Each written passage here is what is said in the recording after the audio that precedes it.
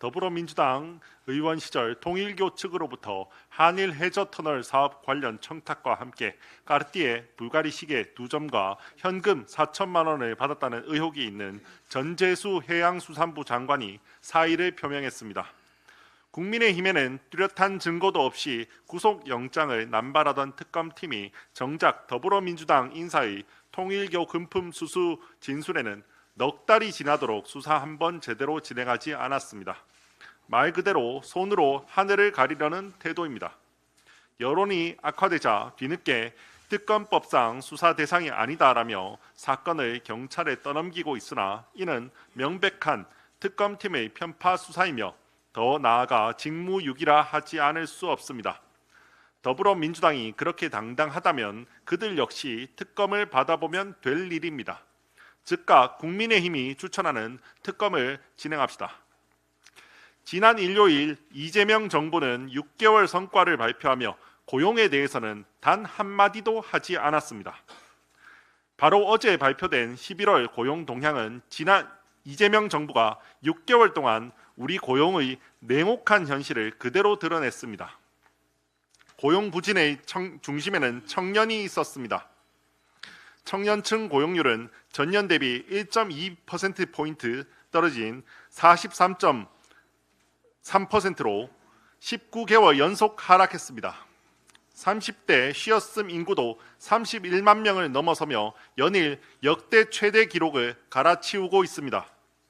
이는 단순한 경기 요인이 아니라 청년 세대의 미래 기반이 붕괴되고 있다는 경고음입니다. 돌이켜보면 어느 정부든 청년 고용 위기에는 필사적으로 대응을 해왔습니다.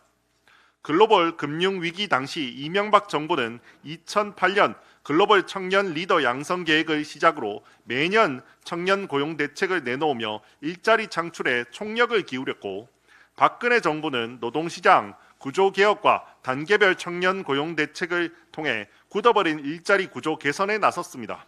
심지어 문재인 정부조차 청와대에 일자리 현황판을 설치해 부처별 고용 정책을 실시간으로 점검했습니다. 그러나 이재명 정부는 도대체 뭐 하고 있습니까? 말로만 채용 확대를 외칠 뿐 청년을 위한 고용 정책은 단 하나도 내놓지 못하고 있습니다. 망국적인 부동산 대책, 환율 대책은 내놓은 거라도 있어서 비판이라도 가능하지, 고용 정책은 아무것도 없어서 비판도 불가능합니다. 민주노총의 마음을 사기 위한 노력을 절반만이라도 해야 하는 것 아닙니까?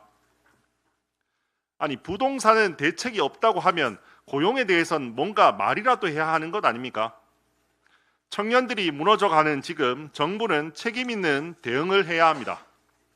마지막으로 어제 존경하는 인요한 의원께서 의원직 사퇴를 선언하셨습니다. 국민의힘의 전 혁신위원장이자 의료계를 대표해 당과 나라에 헌신해 왔던 의원님의 사퇴 소식에 깊은 아쉬움과 안타까움을 느낍니다. 인요한 의원께서는 사퇴 입장문에서 진영 논리를 벗어나야만 국민 통합이 가능하다, 희생 없이는 변화가 없다라고 말씀하셨습니다. 저는 인요한 의원의 대한민국과 우리 당을 위해 걸어오신 길을 진심으로 존경합니다.